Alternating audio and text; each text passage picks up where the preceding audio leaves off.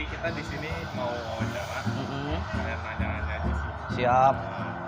Jadi boleh tahu nggak namanya Kakak siapa? Namaku Wayan Sumahardika. Aku seorang sutradara sama penulis teater gitu dan pembuat teater gitu. Dulu Kakaknya ini kuliahnya di mana, terus sekolahnya di mana, ngambil jurusannya apa? Kalau aku sih kuliahnya di jurusan Pendidikan Bahasa dan Sastra Indonesia ya, di Undiksa gitu. Itu S1-nya, S2-nya Pendidikan Bahasa gitu, dan ya aku ngambilnya di kampus yang sama di Undiksa. Dari awal tuh emang udah pengen ngarahnya tuh ke teater, atau kecemplung ke teater karena hal lain nih? Soalnya ngarahnya mungkin jadi penulis. Kalau ngarah itu apa ya? Ya mungkin aku ngikutin arus aja ya gitu, karena kan teater aku tekuni itu sejak SMP gitu kan, SMP kelas 3 gitu. Ya dalam konteks ini sebenarnya aku kan pengennya kuliahnya jadi guru gitu, tapi kemudian ketika aku kuliah ternyata nggak apa ya, jiwaku ternyata bukan guru gitu, jiwaku bukan mendidik gitu. Di satu sisi kan jurusan Pendidikan Bahasa dan Sastra Indonesia itu aku sering mengatakan sama teman-teman itu jurusan yang galau gitu ya, yang berada di antara gitu, karena kan konteks jurusan Pendidikan Bahasa dan Sastra Indonesia dia nggak berdiri sebagai satu buah disiplin ilmu yang utuh gitu. Dia nggak seperti misalnya studi-studi linguistik gitu yang memang kalau udah jadi tamat di jurusan linguistik ya dia akan jadi linguis gitu, atau misalnya di seni rupa gitu misalnya kan dia ya langsung jadi pelukis gitu. Jadi secara keilmuan kan dia berdiri di antara ilmu pendidikan, ilmu bahasa atau linguis, dan ilmu sastra gitu. Itu yang aku maksud di antara gitu. Nah, ya nggak spesifik gitu, tapi kalau dipandang dari perspektif yang lain, justru ini jadi membuat aku melihat kemungkinan jurusan Pendidikan Bahasa dan Sastra Indonesia ini hadir sebagai studi-studi, salah satu studi lintas disiplin gitu, karena kan itu tiga disiplin yang berbeda lalu disatukan, dan logika yang kita bisa pakai itu kan bisa beragam gitu. Kita bisa pakai misalnya konteks sastra melalui logika disiplin pendidikan dan disiplin bahasa misalnya, atau konteks pendidikan dengan logika disiplin bahasa dan disiplin sastra gitu. Nah, kemungkinan atas pembacaan inilah yang membuat aku semakin tertarik gitu untuk membaca teater melalui disiplin ini gitu, karena memang kesukaanku kan teater gitu. Jadi, tapi aku kan tidak belajar ilmu teater gitu. Justru aku memasuki teater dengan cara membaca atau mempelajari pendidikan bahasa dan sastra Indonesia gitu sebagai pintu masuk untuk berteater gitu sih. Terus mulai teater kalangan itu gimana sih awalnya? Ya, awalnya teater kalangan itu kan berdirinya di tahun 2016-an ya. Di tahun 2016-an itu juga masa-masa aku S2 gitu di Pendidikan Bahasa dan di Pendidikan Bahasa Indonesia gitu. Pada waktu itu kan memang aku melihatnya teater itu jadi semacam hal yang menantang gitu untuk aku masuki gitu. Apalagi melihat ekosistem teater khususnya di Bali kan aku melihatnya ya sangat monoton gitu, sangat stagnan gitu. Ketika kita membahas teater gitu, yang kita bahas itu ya pasti hal-hal yang berkaitan dengan ilmu-ilmu teater gitu.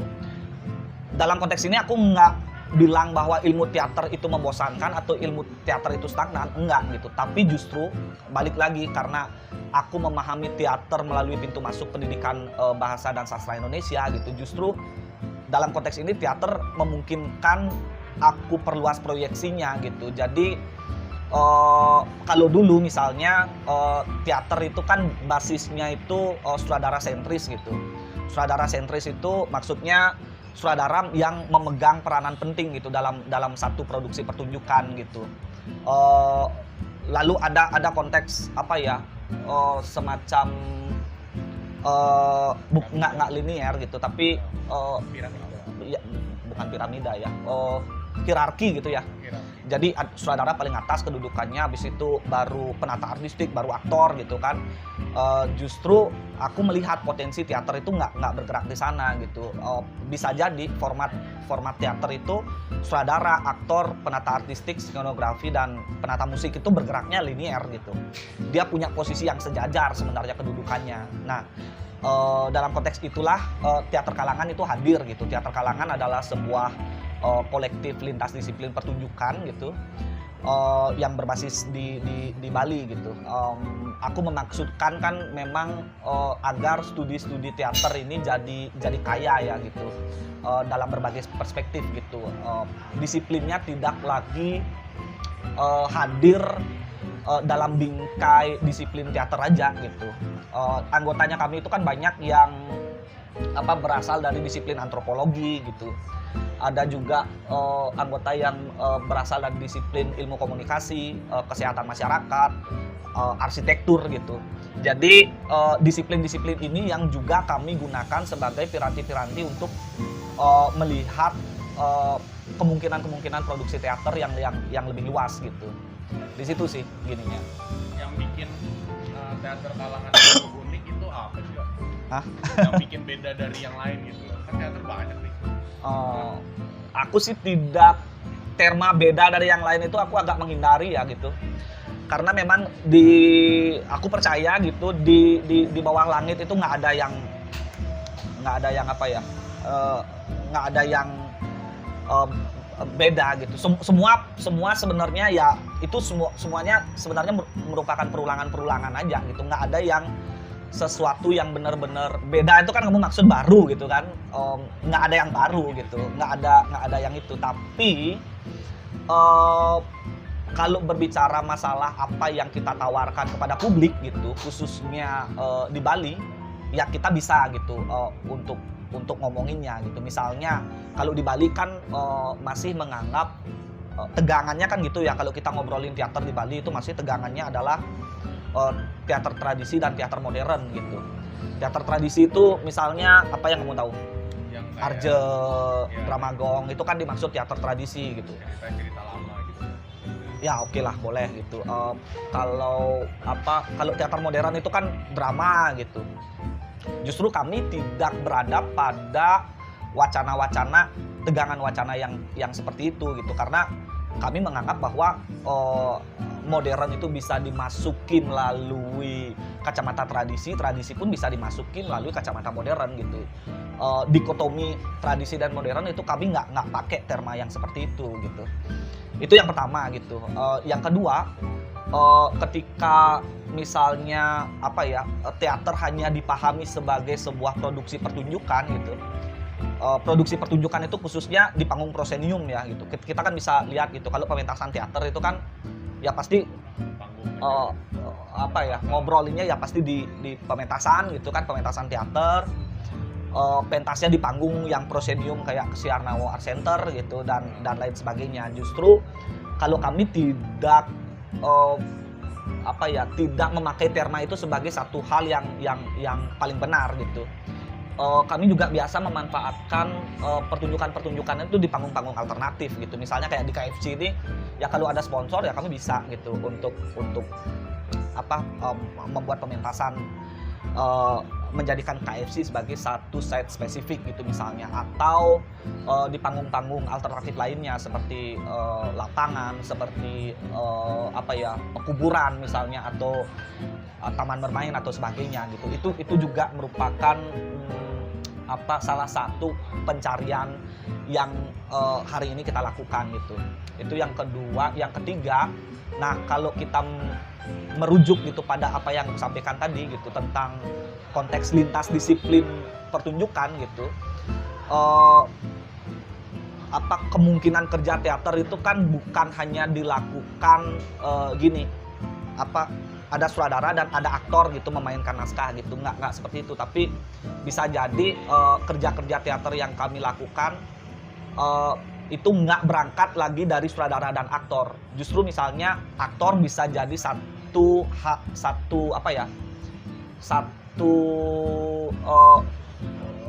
aktor yang menginisiasi pertunjukan gitu tanpa sutradara gitu, atau skenografer yang menginisiasi pertunjukan gitu, dan lain sebagainya gitu. Jadi nggak berfokus pada sutradara, maka hasil pertunjukan pun bisa berbeda-beda gitu. Pertunjukan bisa jadi kayak teater objek gitu yang nggak ada aktor sama sekali gitu, atau teater aktor gitu yang semuanya dilakukan oleh aktor gitu, atau kami melakukan pertunjukan itu bukan kami yang bermain gitu, justru kami melakukan misalnya ketika melakukan pemberdayaan gitu di desa atau di masyarakat gitu, justru kami menginisiasi pertunjukan di mana masyarakatnya yang sebagai aktor gitu. Ya itu sih maksudnya, kerja-kerja kami yang biasa kami lakukan ya seperti itu, bukan lagi berbasis produksinya ya produksi pertunjukan semata gitu. Bisa jadi misalnya program-program yang kami buat juga berbasis gitu, berbasis program gitu, program kegiatan gitu, entah itu workshop, entah itu pameran, entah itu cuma sekadar training aja gitu dan lain-lain. Itu semua juga merupakan salah satu bagian dari produksi bagi kami ya gitu. Itu sih. Terus kalau misalkan biasa kan nulis dulu nih sebelum pentas, mendapatkan inspirasinya tuh dari mana? Nah itu yang beda juga ya gitu.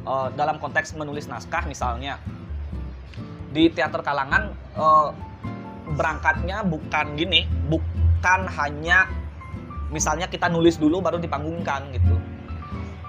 Naskah itu hadir boleh jadi setelah dipentaskan baru naskah itu ada gitu, atau naskah itu dibuat beriringan pada saat pementasan itu dibuat gitu. Kebayang maksudnya? Jadi bukan kita nulis naskah dulu habis itu dipentasin. Nggak itu aja cara kerjanya kita. Justru kita bisa jadi pentas dulu gitu. Setelah pentas baru kita nulis naskahnya gitu, atau beriringan gitu. Di mana kita melakukan latihan, di samping latihan kita juga menuliskan hasil latihan itu gitu sebagai sebuah naskah gitu. Itu yang perlu aku klarifikasi ya. Nah, habis itu di mana sih inspirasinya? Ya inspirasinya kan bisa macam-macam ya. Salah satu hal yang penting dari kolektif teater kalangan itu hadir kan gara-gara untuk memicu inspirasi itu sendiri gitu. Jadi banyak anggota gitu berangkat melalui isu-isunya gitu. Kita saling diskusi, saling respon dan sebagainya. Ya pada satu titik itu juga menghasilkan salah satu bentuk tulisan gitu. Semacam itu. Di luar daripada ya inspirasi itu bisa datang, bagiku bisa datang dari mana aja gitu. Nggak hanya terfokus pada salah satu aja. Tapi yang penting aku tunjuk adalah kehadiran komunitas atau kehadiran kolektif adalah salah satu hal yang banyak menggerakkan kerja-kerja penulisanku juga sebenarnya gitu. Terus kalau misalnya kayak tadi kan udah bikin naskah nih, itu ada permintaan spesifik gak sih? Permintaan dari itu teater, atau misalnya dari brand yang mau jadi sponsornya, atau emang semua itu pure dari anak-anak teater? Oh itu tergantung tergantung agenda pertunjukannya gitu. Misalnya kalau program-program yang ini kan, kalau misalnya aku mengacu pada programku yang yang tahun lalu aku buat gitu, misalnya kan aku berangkatnya dari pengembangan riset artistik gitu di teater kalangan, itu bertajuk Hero on the Way gitu, yang mengkaji tentang keberadaan jalan-jalan pahlawan yang ada di Denpasar gitu. Itu salah satu riset yang berusaha untuk membentangkan bagaimana dinamika warga kota Denpasar gitu dalam spektrum jalan dan pahlawan gitu. Nah dalam konteks penulisan naskah berangkat dari sana gitu. Tapi misalnya kalau kalau agendanya adalah itu pesanan gitu, kan kami juga biasa menerima pekerjaan-pekerjaan atau proyek-proyek yang pesanan kayak semacam iklan atau dari LSM dan sebagainya, ya tentu kita juga mengikuti mereka gitu. Tapi sekali lagi kan konteksnya bukan hanya sekadar industri-industri seperti ini kan, industri teater ini kan bukan hanya sekadar memproduksi pertunjukan aja gitu, tapi ada agenda yang juga kami tawarkan di sana gitu. Kalau misalnya agenda kami itu ndak cocok gitu dengan agenda sponsor atau agenda founding, ya kami nggak akan terima gitu. Tapi misalnya agenda itu cocok gitu dan membuat wacana yang kami hadirkan itu bergerak gitu, ya udah kami terima gitu. Jadi luas lah gitu, nggak kaku gitu harus apa gitu, enggak sih. Itu berdasarkan agenda estetis dan politisnya aja. Kalau misalkan dalam koreografi itu juga sama seperti menangkan naskah, lakon bisa langsung, bisa instan, bisa direncanakan atau selalu direncanakan. Ya metodenya banyak gitu ya. Maksudnya kalau kita ngomongin koreografi, komposisi atau desain pertunjukan yang lain gitu, ya kami biasanya menggunakan berbagai metode gitu untuk proses penciptaannya. Ya itu tadi, agendanya apa gitu, agenda estetik dan politisnya apa gitu, lalu metode berpikirnya tuh kayak gimana gitu. Ya itu yang menurunkan nanti bentuk-bentuk koreografi, komposisi dan sebagainya gitu. Jadi kami memang tidak terpatok harus mengusung misalnya genre realis gitu atau genre yang biasanya disebut surrealis atau dan sebagainya. Kami nggak terpatok pada itu. Justru yang kami jadikan kunci berangkat ya isu gitu. Isu apa yang kami hadirkan, lalu agenda apa yang bekerja di balik itu gitu, di balik isu itu gitu. Kalau misalkan genrenya itu kan tadi udah dijelasin, kalau misalkan itu tergantung agenda juga. Dari karya-karya kakak itu genre apa aja yang kira-kira udah pernah dibawain? Kalau genre itu itu macam-macam sih ya gitu. Tapi karena kalangan itu kan juga sebenarnya ya konteks kolektif itu sendiri menawarkan anggotanya juga mengeksplorasi berdasarkan agendanya sendiri-sendiri gitu. Maksudnya seniman-seniman di kalangan gitu, dia tidak bergerak pada satu poros tertentu gitu, pada satu genre tertentu gitu. Ada misalnya kawan-kawan yang dari anggota kami misalnya yang bergerak dia tertarik pada isu luka dan keluarga misalnya gitu. Lalu ada yang tertarik dengan konteks masyarakat pemberdayaan bagi masyarakat rentan gitu. Itu kan dua hal yang berbeda gitu.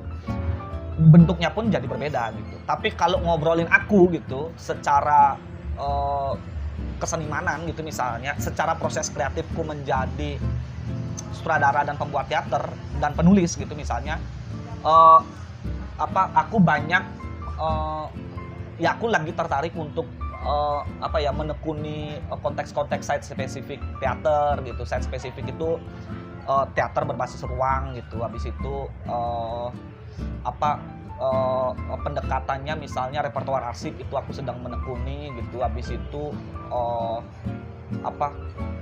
ya semacam itulah gitu. Kalau isu-isu yang aku lagi gandrungi sekarang ini kan lebih banyak ke dinamika masyarakat, tradisi dan pariwisata ya gitu. Karena kan di Bali sendiri aku merasakan tegangan itu gitu. Bagaimana pariwisata hari ini gitu, dari dulu sampai sekarang ini di satu sisi menjadi satu modus tujuan masyarakat gitu, tapi di sisi lain juga sebenarnya kan ada hal-hal yang bermasalah gitu di balik konteks industri pariwisata di Bali hari ini gitu.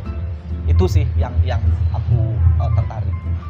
Kalau misalkan ini pertanyaan terakhir juga, kalau misalkan prestasi selama ini kan kakak berkarya, pernah dapat apa aja? Ya nggak pernah dapat apa-apa lah. Nggak, maksudku itu nggak jadi apa ya, nggak jadi acuan gitu. Maksudku karena kan gini, kalau aku sih ingin apa, aku ingin menggeser gitu ya pandangan atas kerja kesenian kita hari ini. Justru kesenian kita hari ini kan nggak lagi bergerak. Kalau kita ngobrolin kesenian di konteks Indonesia dan di dunia gitu misalnya, kita nggak lagi ngobrolin masalah prestasi apa gitu. Maksudnya prestasi itu bukan dibingkai dalam konteks misalnya dapat juara gitu, atau pentas di Inggris, pentas di Amerika sampai ke planet Pluto dan Mars gitu. Nggak seperti itu gitu. Hari ini kesenian itu bergerak. Justru bahkan dari dulu sebenarnya itu kan terma-terma yang kalian anak-anak kampus saja yang punya prestasi dan sebagainya untuk apa ya, mengukur standarisasi kalian dalam di kampus kan sebenarnya gitu. Tapi kalau kesenian, bagiku kesenian praktik-praktik kesenian yang paling penting kan adalah bagaimana kesenian itu bisa menjadi satu produksi pengetahuan gitu. Jadi upaya produksi pengetahuan yang tidak hanya berpusat pada apa ya, semacam produk aja gitu, tapi efek apa yang kemudian ditimbulkan dari produk kita gitu misalnya gitu. Lalu ya dampak apa yang kemudian hadir gitu ketika kita melakukan kerja-kerja kesenian seperti ini gitu. Makanya kerja kesenian bagiku adalah sebuah praktik artistik gitu yang terus-menerus dilakukan sepanjang hayat gitu, dan ya mempunyai dampak gitu, minimal bagi diri sendiri sebenarnya gitu. Itu sih yang paling penting bagiku gitu. Menurut kakak sekarang, dari posisi kakak sekarang, ada yang mau kakak buat ke depannya, ada yang menurut kakak ingin kakak perbaiki nggak dari teater itu, atau misalkan bisa dilakukan lebih baik lagi nih? Dalam konteksku, aku tidak mengatakan bahwa teater itu harus diperbaiki dan aku menjadi satu agen yang memperbaiki teater gitu. Karena bagiku ya semua punya pilihan. Teater itu kelompok teater atau genre-genre teater atau sifat atau pandangan-pandangan atas teater itu punya perspektifnya masing-masing, dan justru aku yang belajar gitu dari teater gitu. Kalau bicara tentang masalah visi gitu misalnya, apa ya aku pikir penting gitu, terutama untuk mahasiswa ya. Ini kan karena konteksnya aku bicara sama teman-teman di STD gitu. Penting kemudian bagi kita untuk mempertimbangkan bagaimana teman-teman memandang disiplin teman-teman itu bekerja gitu. Hari ini kita tidak lagi bicara tentang misalnya desain sebagai sebuah desain gitu. Atau kalian apa jurusannya? Desain grafis sebagai sebuah desain grafis gitu. Atau desain grafis harus bekerja di perusahaan desain grafis gitu. Karena kan yang sedang bergerak hari ini adalah disiplin-disiplin yang beririsan gitu.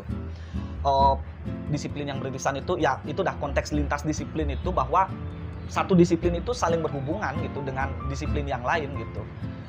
Itu yang biasa aku lakukan gitu. Kalau aku misalnya memandang teater hanya sebagai satu disiplin aja gitu, aku tidak akan bisa gitu meluaskan proyeksi kerjaku gitu sampai ke desa-desa atau sampai ke kolaborasi sama teman-teman yang lain gitu. Kalau itu nggak diperluas ya gitu. Ya itu tadi gitu. Maka dalam konteks desain pun itu bisa jadi hadir semacam itu juga gitu. Kalau kita bicara masalah desain itu ada banyak sekarang gitu. Desain grafis tidak lagi bicara tentang produk yang semacam produk industri gitu. Di masyarakat desa, bagaimana desa itu didesain gitu menjadi, ya sekarang itu kan zamannya desa pemajuan kebudayaan gitu. Teman-teman sebenarnya bisa hadir di sana gitu bagi desain grafis ya gitu. Tapi kan kemudian persoalannya seberapa jauh teman-teman proyeksinya teman-teman bisa membentangkan itu gitu kerjanya teman-teman. Nah disitulah kemungkinan teman-teman harus juga hadir dalam kantung-kantung kesenian-kesenian yang lain gitu. Jadi beragam kesenian, semakin teman-teman berjejaring dengan beragam disiplin kesenian, ekosistem kesenian, atau ekosistem di luar kesenian gitu, itu akan mempengaruhi bagaimana teman-teman memandang disiplinnya teman-teman masing-masing. Dan ya aku yakin teman-teman akan punya pembacaan yang lebih dalam gitu dan lebih luas gitu melalui kerja-kerja itu gitu sih. Jelas ya? Jelas. Aja Kak. Oke.